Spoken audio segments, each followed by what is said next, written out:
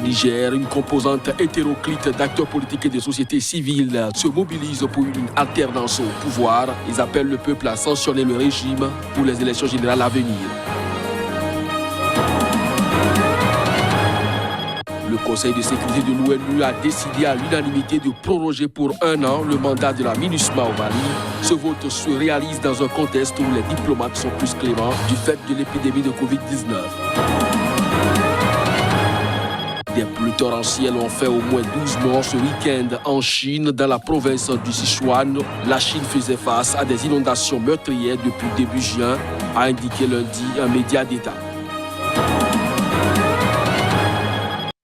Ainsi se présente le sommaire de cette édition. Bonsoir à chacun, bonsoir à tous et bienvenue au Niger. Des frustrés, des exclus des partis politiques aussi bien de la majorité que de l'opposition ainsi que d'autres acteurs de la société civile se mobilisent pour une alternance au pouvoir.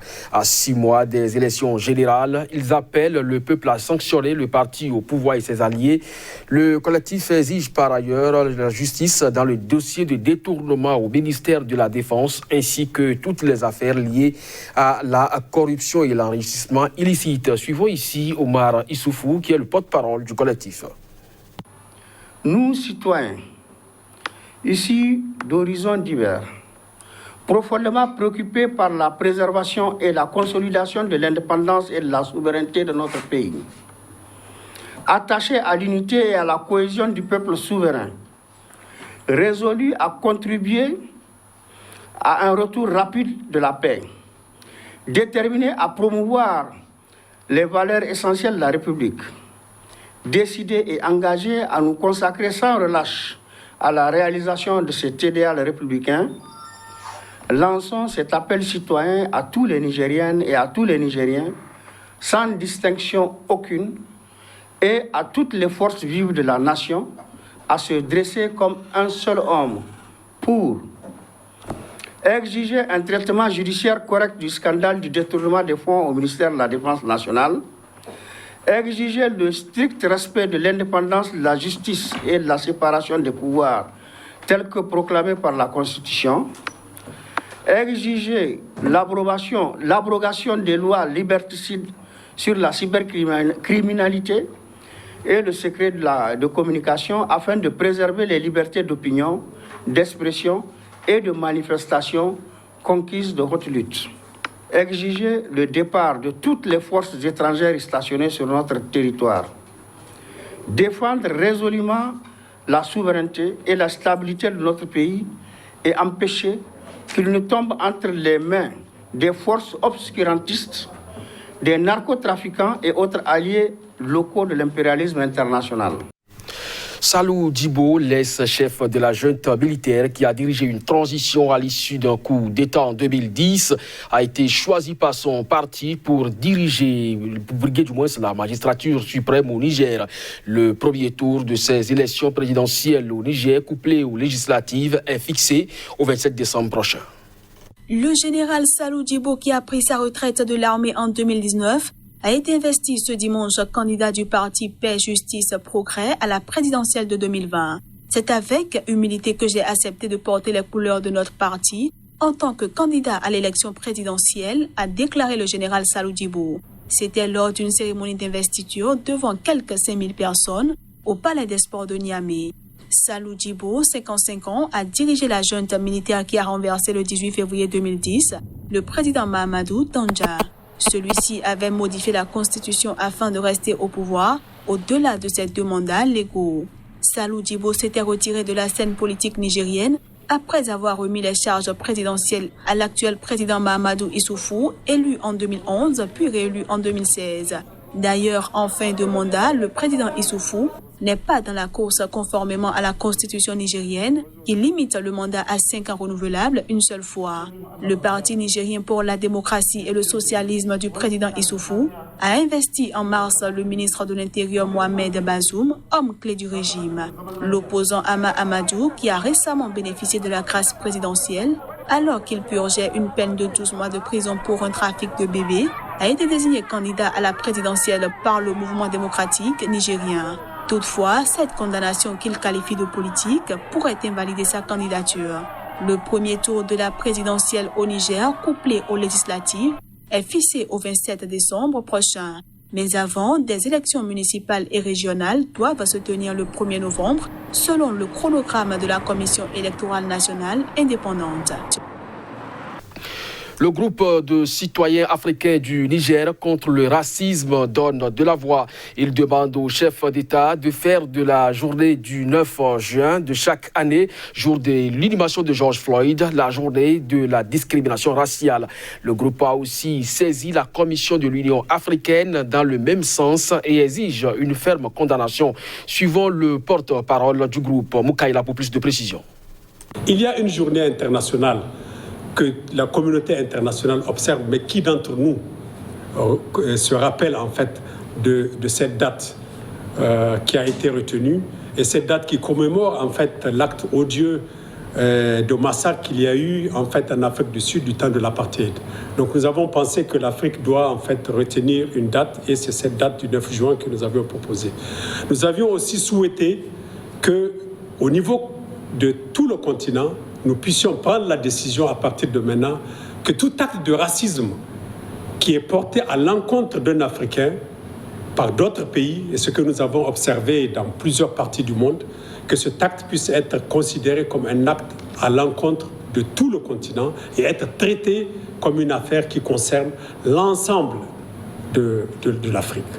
Et que les instances habilitées de l'Union africaine devrait s'en saisir, pas le pays seulement du ressortissant qui a été victime de cet acte-là.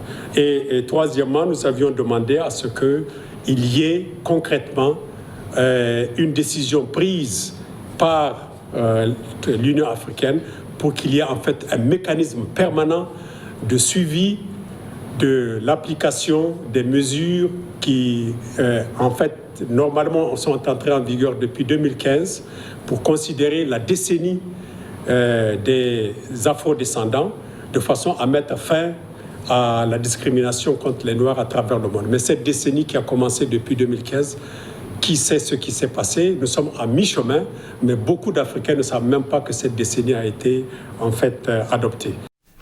En République démocratique du Congo, le Premier ministre Sylvestre Ilunga a fait part de son indignation au président Félix Tshisekedi, et ce, après la brève arrestation arbitraire samedi soir du ministre de la Justice.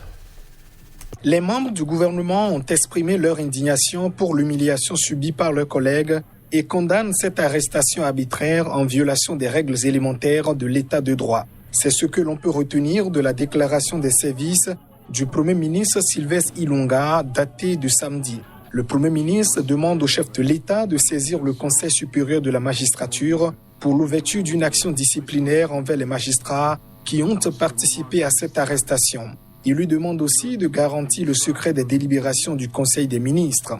L'arrestation du ministre de la Justice, Célestin Tundaya Kassende, a eu lieu au lendemain d'un incident au Conseil des ministres. Selon une source ministérielle, le président Tshisekedi a été furieux d'apprendre que son garde des Sceaux avait transmis au Parlement les observations du gouvernement sur 3 propositions de loi très controversées sans consulter ni le président ni l'exécutif. Une initiative personnelle peut-on lire dans le compte-rendu de la réunion. Le ministre a été relâché sans charge d'après son entourage. Les raisons de son arrestation n'ont pas été formellement communiquées. Le Conseil de sécurité de l'ONU a décidé à l'unanimité de proroger pour 1 an le mandat de la mission multidimensionnelle intégrée des Nations Unies pour la stabilisation au Mali, la MINUSMA, soit jusqu'au 30 juin prochain. Reportage. Le mandat de la mission multidimensionnelle intégrée des Nations Unies pour la stabilisation au Mali a été prolongé d'1 an par le Conseil de sécurité des Nations Unies. Cette décision, prise à l'unanimité des membres du Conseil de sécurité, intervient alors que des milliers de personnes sortent dans les rues de Bamako pour réclamer la démission du président Ibrahim Boubacar Keïta. La MINUSMA est donc renouvelée jusqu'en juin 2021 avec le même nombre d'effectifs et un budget en légère croissance. Avec son 1,2 milliard de dollars, la MINUSMA reste la 3e opération de paix la plus coûteuse. La résolution devrait redéfinir de nouveaux indicateurs de progrès sur l'APR pour la section désarmement, démobilisation réinsertion et de réintégration pour la réforme constitutionnelle et pour la mise en place de la zone de développement du Nord. Elle fixera aussi avec la première fois des référentiels sur le centre, où la situation n'a cessé de se dégrader et où 580 personnes ont été tuées depuis janvier 2020. Enfin, le texte clarifiera encore plus le soutien de la MINUSMA à la force conjointe du G5 Sahel pour plus d'efficacité lors des missions sur le terrain. Des pluies torrentielles ont fait au moins 12 morts ce week-end en Chine, dans la province de Sichuan, au sud-ouest dans le pays. La Chine fait face depuis le mois de juin à des inondations meurtrières. Reportage. Dans le canton de Mianing, situé à quelques 350 km de la capitale régionale Chengdu, 2 personnes sont notamment décédées lorsque leur véhicule, circulant sur une autoroute endommagée par les flots, est tombé dans une rivière. Outre les 12 décès recensés au total dans la province, 10 disparus sont également à déplorer, a annoncé l'agence de presse Chine Nouvelle. Depuis le début du mois, le sud du pays est frappé par des pluies torrentielles qui ont causé des glissements de terrain et des inondations, touchant au total 12 millions de personnes, d'après le ministère des Situations d'urgence. En l'espace de quelques semaines, plus de 720 000 personnes ont été évacuées et 78 morts au total sont à déplorer, selon la même source. Des photos et vidéos publiées par les médias d'État montrent des champs submergés et des sauveteurs avec de l'eau jusqu'à la taille qui portent des habitants sur leur dos.